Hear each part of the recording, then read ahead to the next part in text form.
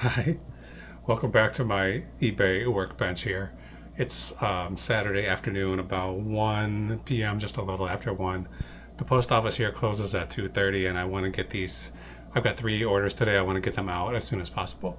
According to eBay, I offer next day shipping, and according to eBay, they don't include Saturdays and Sundays. So any orders that come in on Friday really can wait until Monday.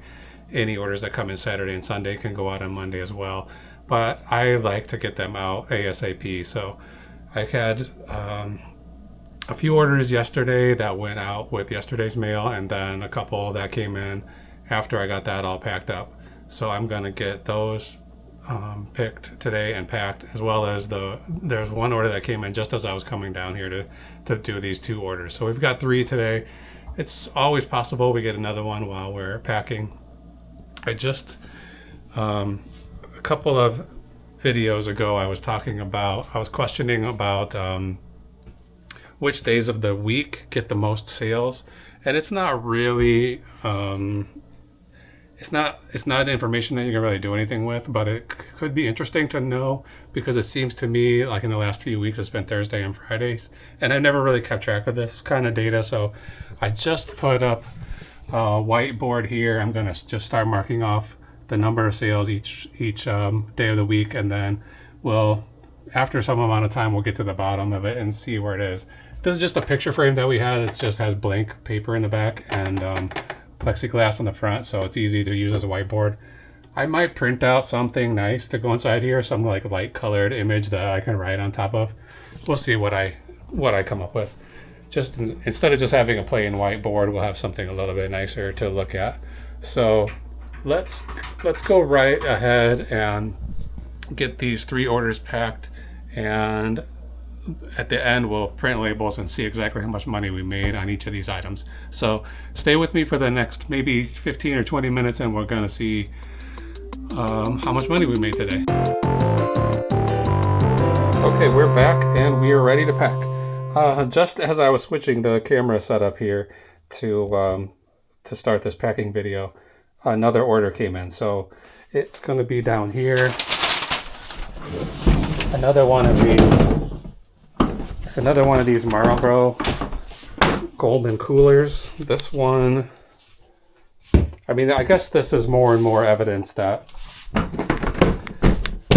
Put this back. This is more evidence that it doesn't want to go in. There it goes. This is more evidence that eBay does pay attention to sales, and so I've had these listed for several months. I had 15 of these. I didn't sell any for. Let's see. I haven't sold any since October. I had 15 of them, and then 4 or 5 days ago, one sold, and then every day since then, at least one has sold. So it seems like if you have a multi-quantity listing and one of them sells, eBay's algorithm must decide this is an item that is sellable. People might actually want this, and maybe they start including it in search results at a higher level or something. Because, I mean, for many months, didn't sell any, and then I've sold 7 just in the last 4 days. 4 or 5 days, so that's pretty good. As one sells, I've been raising the price $1. I figured if they're popular, I should maximize my profits on those, because I had them lowered down pretty low. This one, I have them now at $21.99, and for some reason this one sold for $17.47, even though I've raised the price. So I'm guessing somehow they put it in their shopping cart when it was on a different price, and they've somehow got that lower price. I'm not sure exactly how. I'm fine with that price. It's not going to be a huge profit, but it's going to be one more out the door. So that's great. Okay, let's go grab these other 3 items.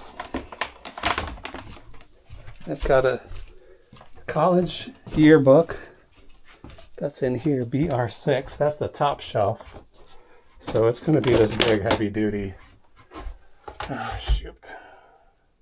I've got a lot of stuff stacked up here that taking this book out is going to cause a Jenga pile effect, and this stuff is going to come tumbling down. So I'm going to have to figure out a new way to store these things once I take this book out. This big, heavy college 1989 college yearbook. All right, get this stuff back up here somehow.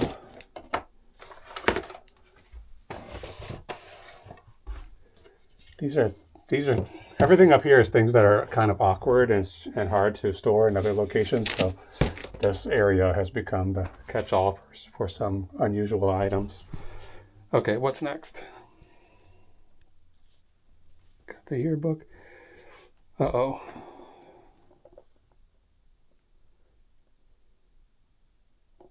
Here's something I forgot to put a location in, so let's find this other one, and then I'm going to have to cut the video and search for this, and hopefully I can find it quickly because I don't have a lot of time before the post office closes. CL mid 2B.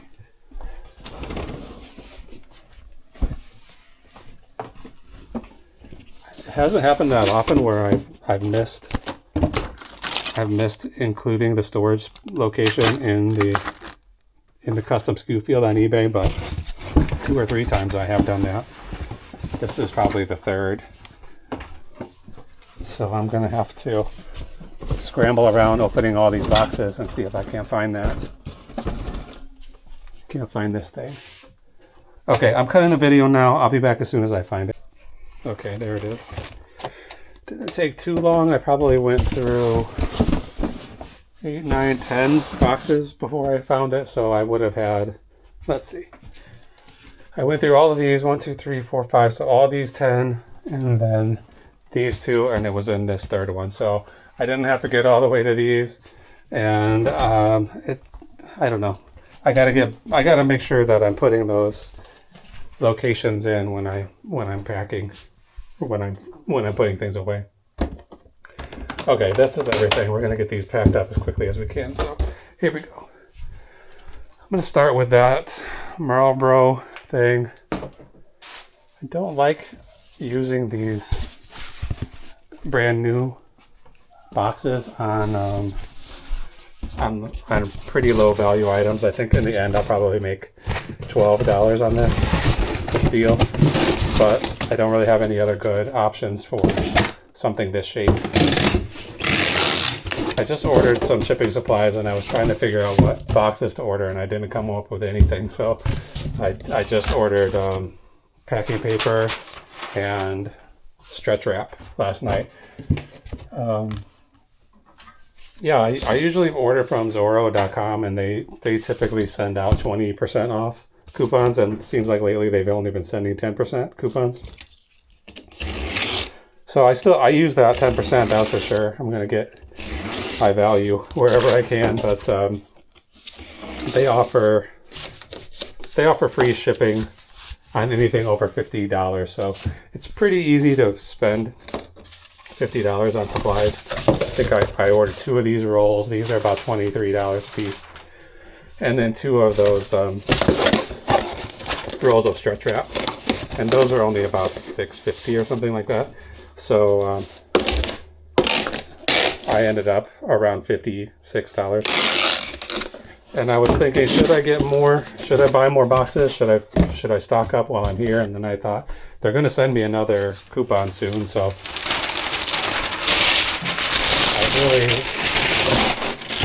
I really should only be spending $50 at a time.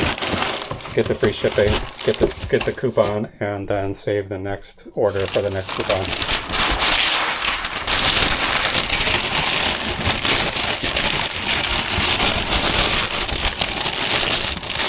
So as long as I'm not running out of supplies, I'm only going to order $50 at a time.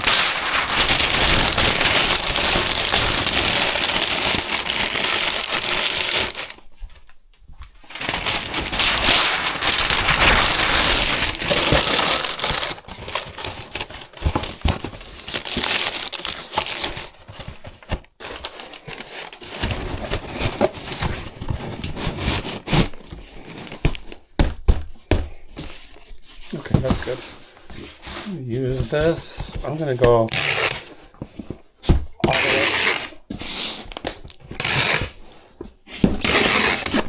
all the way around at least one side, and I think I'll do the other side too.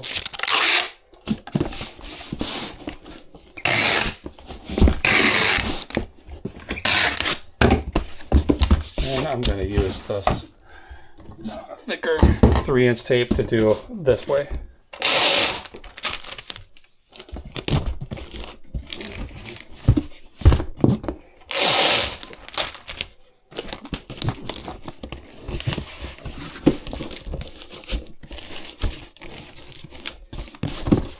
So even though this is going to cost me some brand new boxes, at least I have the satisfaction of sending out a nice looking package.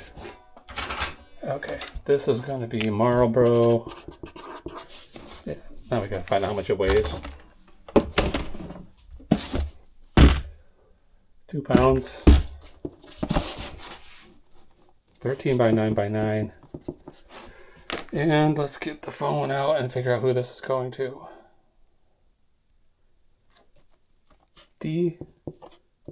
This is going to Las Vegas, so I'm not sure how many zones away that is. My geography of that area is not so great.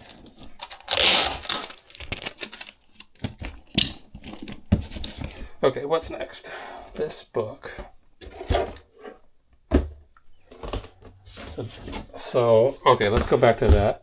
I bought that. I brought that Marlboro cooler. I bought 15 of them for $3.74 each, and I sold it for $17.47. So by the time we print the label, we'll figure out exactly how much profit we made on it. I don't know if this needs a quick rundown. No, I think it's okay. So yeah, I just sold this morning. It's a University of Illinois, 1989. I guess you call it a yearbook. Yeah, yearbook from the University of Illinois. So I got this. I was just driving down the street one day, and I saw a yard sale on the side of the road, and so I stopped. And they were actually wrapping everything up. They were done for the day, or for the weekend, really. And I think it might have been they sold the house, or somebody died and they sold their house. I'm not sure exactly, but they were trying to sell all this stuff out in the yard. Nothing had prices on it, and they were packing it all up, getting ready to go home. So I asked if it was okay if I looked around, and they said sure. And basically they said, anything that you want, just go ahead and take it, because we're done here with this sale. But then when it came time to actually be done, after I had picked up a few things, they kind of changed their mind about that a little bit, but they gave me super good deals on everything. I think I probably paid $5 total for everything I got there. So I've got this book marked as a $1 cost of goods. So I'm not sure if they charged me $1 for it, or if I just estimated, if I just averaged out how much I spent on everything there. But $1. These kind of yearbooks, some people specialize in like high school yearbooks, vintage high school yearbooks. It's not really for me. They take a long time to sell, unless there's something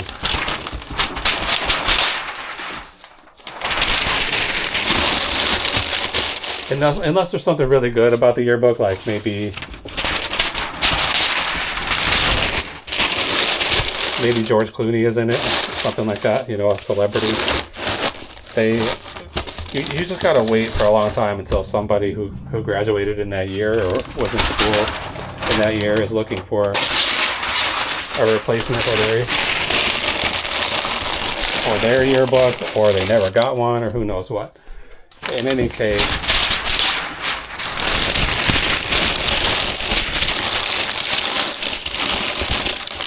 I wouldn't usually buy yearbooks, except I had never seen a college yearbook before, University of Illinois,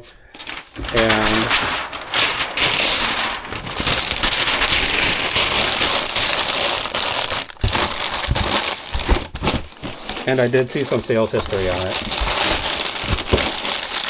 So I went ahead and picked this up. Let's see, how long ago was this? This was in March of last year, so I've had this for over a year and a month.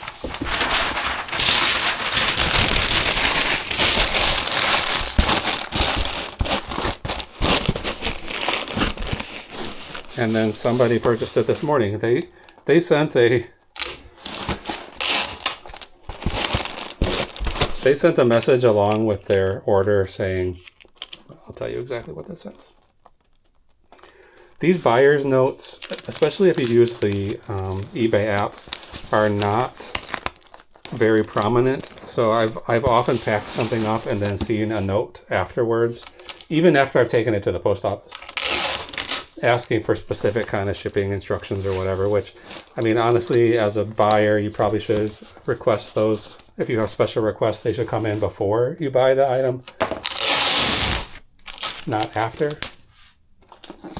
But this one says, Happy Easter. Please pack the yearbook very carefully, all caps.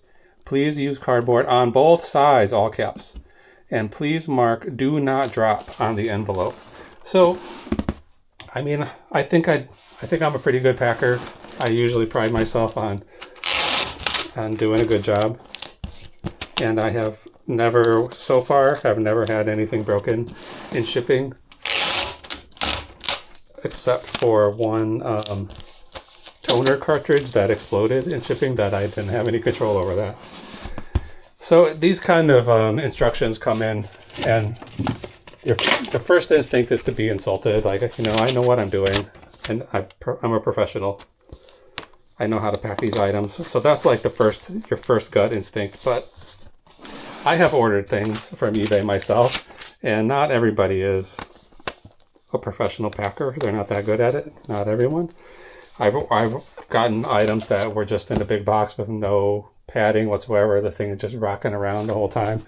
Actually, this right here, this Google Home thing, you can see it's all torn up. The fabric is because this was just thrown in a box by itself. Probably a, I don't know, 10 by 8 by 5 box just thrown in there, and in the trip it got damaged. And it doesn't really matter. It's not the end of the world. I did not go back to the buyer to complain about it, but I certainly could have.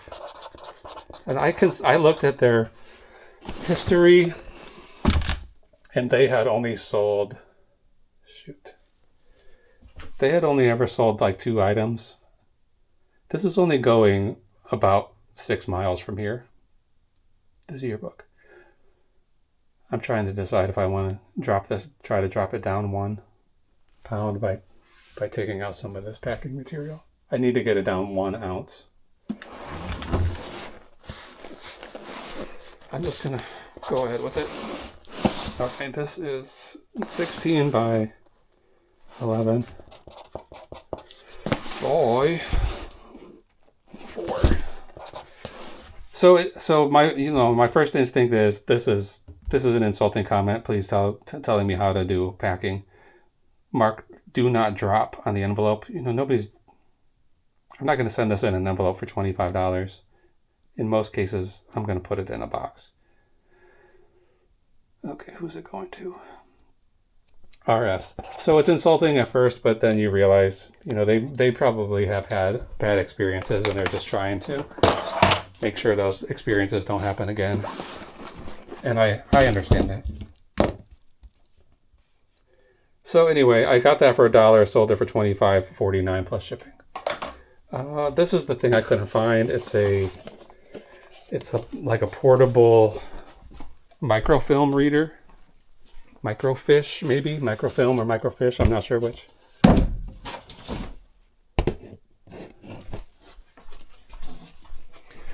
I got this at the Goodwill not too long ago, in February 2025. And I did see a sales history of it that it was selling for $50, $45 to $50. So I grabbed it for, it says here $8, which seems unlikely that I would have spent $8 on this. So this is probably another thing where once I got everything home, I estimated some values of things. I would be surprised if I spent $4.99 on this, but maybe I did spend $8. Maybe it was $7.99, and I thought because it was selling for $50, that's a pretty good turnaround. But I didn't realize that it needs a power cord, and it looks like some kind of specialized power cord. So there's no batteries or anything in it. And once I got it home, I realized there was no way for me to test it to see if it works. So I had to sell it untested, unknown condition, which opens you up for returns. If I had sold it for parts or for repair, I'm a little more protected. If the person gets this and they plug it in and it doesn't work, then they could easily say, I want to send it back. If it was listed as for parts or repair with a no return policy, I would have a little bit of a foot to stand on if they said they wanted to send it back because it doesn't work, because that's like the whole point of it. It was described as not working. In this case, I don't know how I described it. Let's see exactly what I said. Nope.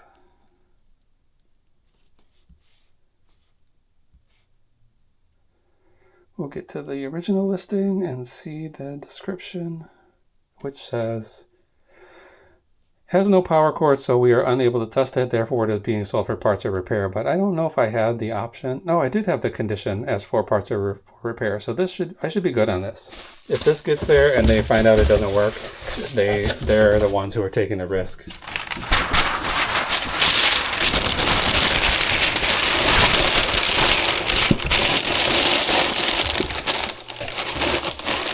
So that's good.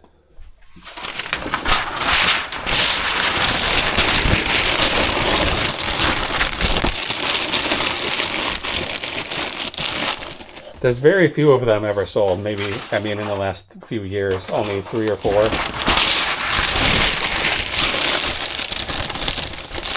So when that happens, you never really know. Is it because it's an item that nobody wants?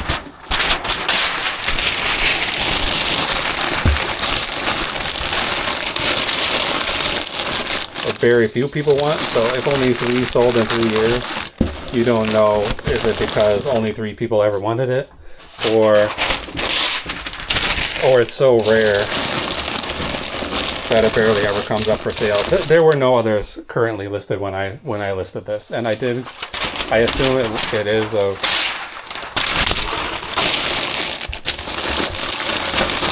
relatively sought after item because it got a lot of views and a lot of watchers, and I sent out a lot of offers on it over the last few months. I pretty much, once something's been listed for a few weeks, I'll give something a few weeks to get its original asking price.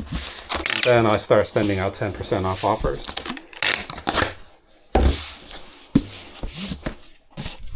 So I sent a lot of offers on this, no bites. Finally, somebody bought it during this week's sales event. So it's sold. It says here I paid $8 for it. Like I said, that's possible, but doesn't seem likely. And then it's sold for $32.39 plus shipping. Micro. 3 pounds. And it is $13.11.5. And it's going to RV in San Francisco. Okay, my final item here. I'm trying to decide, how much did these go for? 30 bucks. Will it fit in one of these? No. I was trying to decide if I want to put this in an envelope, but it did sell for $30, so I think that could warrant a box, even though it's impossible for these to get damaged. This is a pack of vintage Calvin Klein underwear. Original price was $27.50, and there's a date on here somewhere, 2008. So I wouldn't recommend buying vintage used underwear unless you had some knowledge about them, that they were special somehow, you know, fancy pants underwear, or really vintage, something that somebody is buying for some other reason besides everyday wear. Then those might be pretty valuable. I'm not really sure. I don't have any real understanding of that, but I know vintage underwear in the pack, like just these regular plain briefs.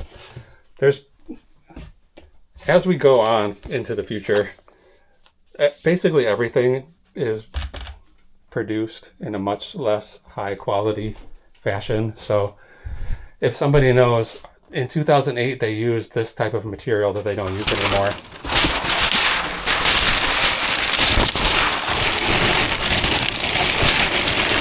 they might be searching for old packs of underwear. If it was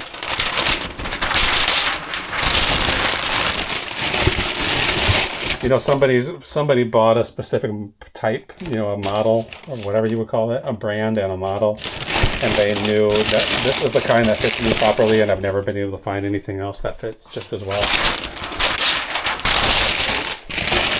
They might be out looking for those exact ones that they already have. So I paid up for these knowing that they were going to sell pretty quickly. So I paid $7.70 for these. They're brand new. The package is open, and it's only because the adhesive that they used to close it has deteriorated. 2008 doesn't seem that long ago, but I guess it is. Time flies. So I bought them for $7.70. I just had them listed less than a month since I purchased them on March 18th. So let's see, they were listed on 4/09. Today is 4/12. So they've only been listed for about 3 or 4 days. And I think I had them listed for $34.99, and then an offer came in for $30. It's a little bit lower than I like for something that's only been listed for a few days, but I went ahead with it anyway, because I'm right now in clearing out stuff mode. So this is a little heavier than I want it to be. One, and this box is 13.11.3. It's going to TE. Okay, so these 4 packages are done. I'm going to cut the video again. I'm going to put all this information into eBay and buy the labels, get the labels adhered on here, and then we'll come back and talk about exactly how much money we made on each of these items and our total profit for yesterday. So that's what we'll look at Friday. So we'll be back in a minute. Okay, we're buying those labels right now. We'll print them out here from this from this thermal label printer, and we'll get them stuck on these boxes. I did have a couple of little mistakes on these orders today. So these underwear, I accidentally charged the buyer media mail when obviously it's not media, cannot go media mail. And I don't really understand why. So if I went to buy the label for this based on the category, eBay would not let me purchase media mail because they know it's not media. But when I'm setting up the listing, they let me put media mail as the suggested shipping rate. So I'm not sure why they block you on one end and not the other, because this is a mistake that could have been checked by eBay and stopped before I accidentally chose media mail as the shipping method. So if you're at eBay, fix that. That's a good thing for your sellers. I understand why you wouldn't let me buy the media mail, but I don't understand why you don't stop me from charging for it when it's not a media mail item. So that ended up costing about $2 or $3 more than I charged the buyer for. It's no big deal. We're still coming out ahead. But so in that case, that package cost $7.01 to ship, while the buyer only paid a little bit over $5 to ship it. So this is a mistake that I made, of course, but it shouldn't have been possible to make that mistake, in my opinion. So in the end, that set, three pairs of underwear earned $16.19. Then what's next? Bell and Howell. It doesn't matter. The Bell and Howell microfilm reader earned, after shipping and everything, earned $18.94. Not finally, but this This yearbook, I paid $1 for it, sold it for 25. This is another one where I underestimated the weight of it, so the buyer paid $5.03. No, the buyer paid $5.10 shipping, and it cost me $7.39 to ship it. So in the end, I only made $16.50 on this.